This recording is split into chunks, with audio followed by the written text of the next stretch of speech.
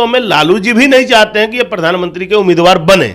लालू जी भी नहीं चाहते हैं। लालू यादव जी हमेशा कुछ ना कुछ नया षड्यंत्र रचते हैं, वो अपना राजनीतिक साख बढ़ाने के लिए अपने बेटे को मुख्यमंत्री स्थापित करना चाहते हैं और कोई मंशा नहीं है। हाँ, दिल के अरमा आंसुओं में बह गए, क्या लगता है वो नीतीश कुमार जी पर फिट बैठ रहा है क्या? एकदम फिट बैठ रहा है नीतीश कुमार जी पे। नीतीश कुमार जी बार बार बिहार को जलील करने का काम कर रहे हैं, दर दर भटक रहे हैं, वो बिहार को अपमानित करने का काम कर रहे हैं। सपना देखने का अधिकार है, सपना देख रहे हैं, लेकिन प्रधानमंत्री की कुर्सी की वैकेंसी नहीं है। ये इंडी गठबंधन के पास है क्या?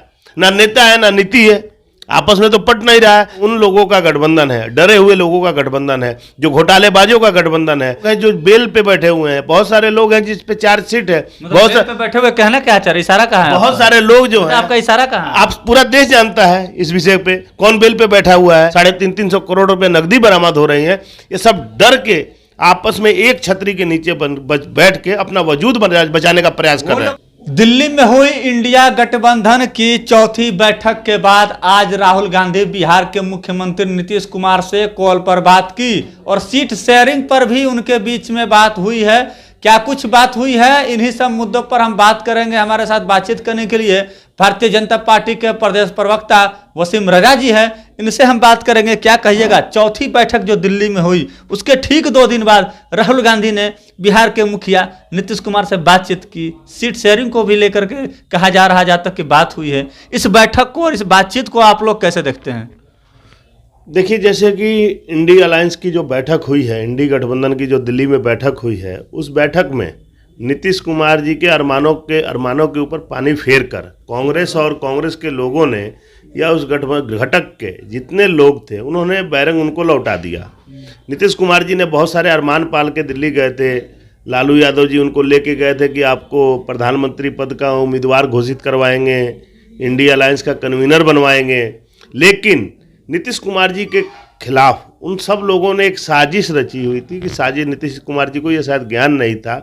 बुलाया जरूर जाता है बार बार इनको कह के, लेकिन उनको कुछ कहा नहीं जाता है, कुछ किया नहीं जाता है उनके लिए। मतलब वहाँ पर तो कुछ नहीं हुआ।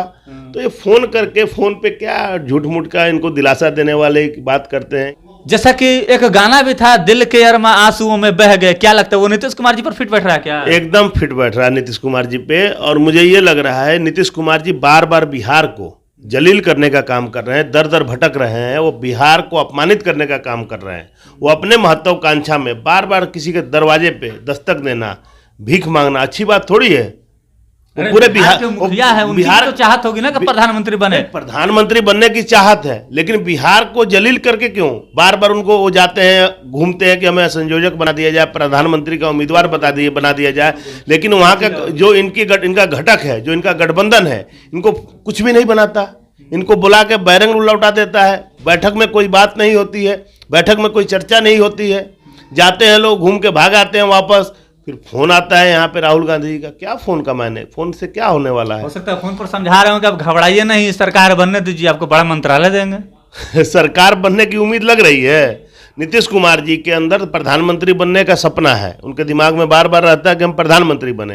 तो प्रधानमंत्री ही नहीं, कम से कम वो ये चाह रहे हैं कम से कम प्रधानमंत्री पद के उम्मीदवार ही बन जाएं। यही सोच ले लेके बार बार जाते हैं और उम्मीदवार बन जाए। प्रधानमंत्री बनना तो कहाँ, सपना देखने का अधिकार है, सपना देख रहे हैं, लेकिन प्रधानमंत्री की कुर्सी की वैकेंसी नहीं है। देश की जनता जो है नरेंद्र मोदी जी के साथ खड़ी है और नरेंद्र मोदी जी को इस बार प्रचंड बहुमत के साथ 400 से ज्यादा सीटें देके देश की जनता उनको सदन में भेजेगी। 400 से ज्यादा सीटें देके उनको सदन में भेजने का काम करेगी। मतलब इंडिया गठबंधन 143 पर सिमट जाएगा। इंडिया गठबंधन और भी डाउन जाए। इंडिया गठबंधन का कुछ भी, अब देखिए क्या होना, 400 से ज्यादा, ये कहां तक ज्यादा जाएगा वो समय बताएगा, लेकिन 400 से ज्यादा बीजेपी की सीटें होने वाली हैं। इंडी गठबंधन के पास है क्या? ना नेता है ना नीति है, आपस में तो पट नहीं रहा है। ये वो लोग बैठे हैं, ये मैं बार बार कहता हूं, ये उन लोगों का गठबंधन है, डरे हुए लोगों का गठबंधन है, जो घोटालेबाजों का गठबंधन है। इसमें बहुत सारे लोग हैं जो बेल पे बैठे हुए हैं, बहुत सारे लोग हैं जिस पे चार्जशीट है। बहुत सारे बैठे हुए, कहना क्या चाह रहे, इशारा कहाँ है? बहुत सारे लोग जो है, आपका इशारा कहाँ है? आप पूरा देश जानता है इस विषय पे कौन बेल पे बैठा हुआ है। उसके बाद ये सारे लोग जो हैं, कहने की बात है ना, ये अपना वजूद बचाने के लिए, अपना आधार बचाने के लिए, ये वो लोग हैं जो एक दूसरे को फूटी आंख नहीं देखते थे, एक दूसरे के ऊपर कीचड़ उछालते थे। वो सारे लोग आज एक छतरी के नीचे इकट्ठे हुए हैं, तो कहीं ना कहीं इनके अंदर भय है। प्रधानमंत्री जी का, भाजपा का, सरकार का भय है कि कहीं हमारे कार्य करतूतें जो हैं सामने आ रही हैं, हमें सब जेल ना जाना पड़े, हमारे घोटाले सामने आ रहे हैं, इनके सांसदों के ऊपर 350 करोड़ रुपए नकदी बरामद हो रही हैं। ये सब डर के आपस में एक छतरी के नीचे बैठ के अपना वजूद बचाने का प्रयास कर रहे हैं। लोग डर रहे हैं कि आप लोग डर रहे हैं, जबरदस्ती छापा मरवा रहे हैं आप लोग? देखिए 350 करोड़ रुपए हमने रखवा दिया था क्या? जो 350 करोड़ उनके सांसद के घर से बरामद हुआ था, हमने रखवाया था क्या उसको? वो तो उन्हीं के घर से बरामद हो रहे हैं। तो कहने का मकसद कहीं ना कहीं है, आप लोग डर गए हैं, उनकी एकजुटता से आप लोग डर गए हैं। उनकी एकजुटता से हमें कोई फर्क नहीं पड़ने वाला ना। अभी फिलहाल में विधानसभा के चुनाव का परिणाम आया है, 3 राज्यों में प्रचंड बहुमत भारतीय जनता पार्टी को मिली। वो लोग तो कहते थे भारतीय जनता पार्टी की जमानत जब्त होगी वहाँ, लेकिन प्रचंड बहुमत, लोगों ने नरेंद्र मोदी जी पे विश्वास करते हुए उनके हक में फतवा दिया, मोदी जी के पक्ष में फतवा दिया। और नरेंद्र मोदी जी का जो कह सकते हैं जादू जो है अभी भी कायम है 3 राज्यों में, देखा सबने। तो कहने का पूरा मोदी मैजिक आगे भी जारी रहेगा।